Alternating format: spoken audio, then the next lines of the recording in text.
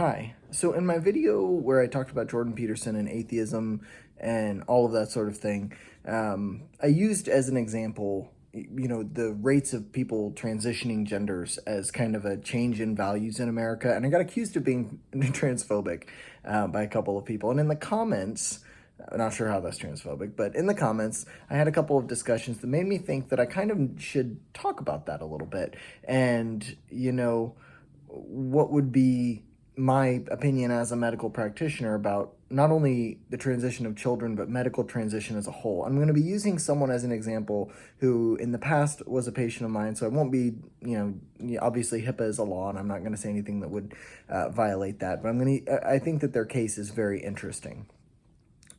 So first things first, I will say that I've worked on the suicide prevention team in a hospital that's 600 beds. And for anybody who isn't really familiar with like hospital sizes, 600 beds is a pretty big hospital. It's a major hospital at that point. So we would see people that would come in, and I think if I had to guess, just by how many that I've talked to, people that were having suicidal ideations as patients in the hospital, I would say probably 15 to 20 were people that they had transitioned and now they were detransitioning, and they felt as though their life was just falling apart because they could never go back to the way things were before. And it was a really hard thing to watch because they made the decision to transition fairly young, as soon as they turned 18.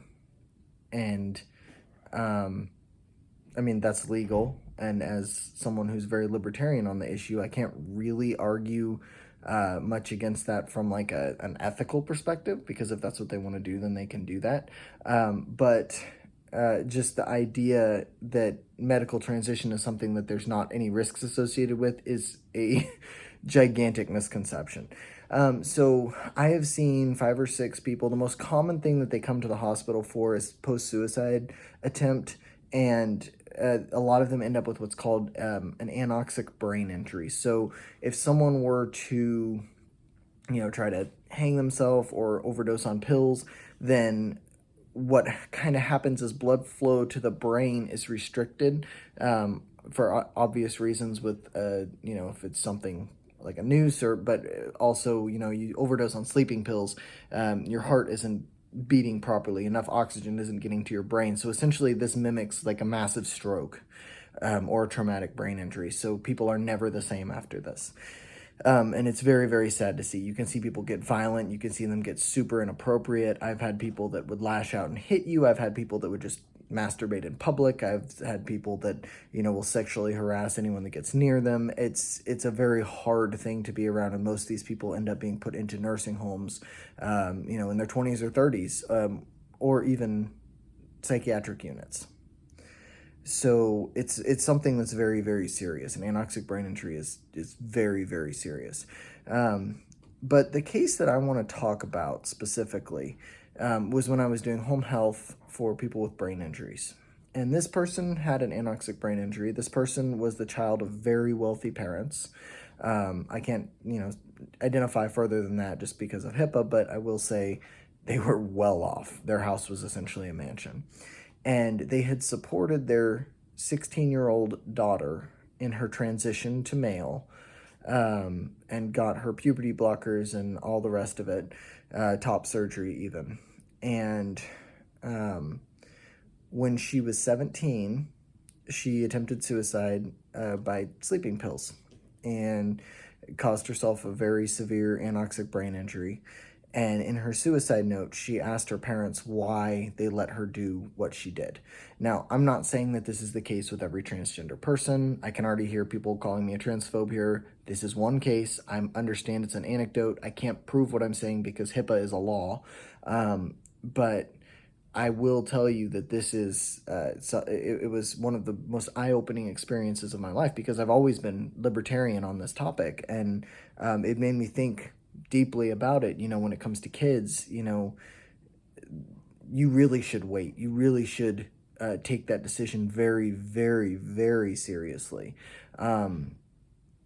Especially with, the rise of social media and being transgender is being, everybody's saying, it's okay, you can be this. And kids that go through phases, sometimes they will mistake that. I'm not saying that in all cases, people that are kids that are transgender, that this is just a phase. That's not what I'm saying. What I'm saying is that it does happen. And so for parents of people of kids who think that they're transgender, they ought to be so careful. And I would go so far as to say, mate, you should wait till you're an adult. And even as an adult, medical transition is so serious.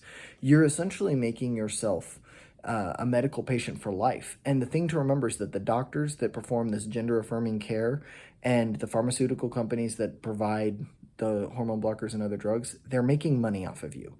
And they will go to great lengths to get patients that they can work on. And that is just an indisputable fact. Sorry, my hand is shaking. I'm not sure why. But back to the person that I was seeing for home health. This person had, after the suicide attempt, because the transition was already so close to complete, the parents continued to have their child living as a male. And it was hard to watch. He could hardly walk. In fact, if he could take like 2 or 3 steps, so he got around by either rolling or crawling. I think he was 20, maybe 21. It had been several years since the transition at any rate, and since the incident when I was seeing this person. And then the other thing that really got me was the mentation. So this person had no concept of what had happened to them. It was such a severe brain injury that this person's cognition was at about a 3-year-old's level. And it blew my mind, because this person was an athlete before. This person was, doing all the things that people would normally do. This person no longer had the capacity to interact with friends, so did not have friends anymore, other than health professionals that came to visit. That was it. That was the extent of this person's social life. And it was so sad to see that happen. And the parents carried a lot of guilt, and they voiced it. They said, we feel guilty, that this had happened, and, to an extent they blamed themselves. But because of all of this, I just, like, all of that to say, if you're going to medically transition as an adult, I'm very libertarian on the matter. It's your body, and you can do what you want to do with it. I advise you to take it very seriously and have, talk to people who will question you, because you need to be questioned on it. You need to make sure that, you have that courage of your convictions. And I'm not saying that you want to talk to people that are going to be hateful to you, but talk to people that will be honest with you and at least, question your motives and your goals and everything like that. And when it comes to kids, the same is true. And in my personal opinion, I don't think that it's right to let children transition medically, just because of the gravity of the decision that's being made. So those are my thoughts. You can love them or hate them. Call me whatever names you want. Put it in the comments and we'll talk about it. And I'll see you next time. Bye.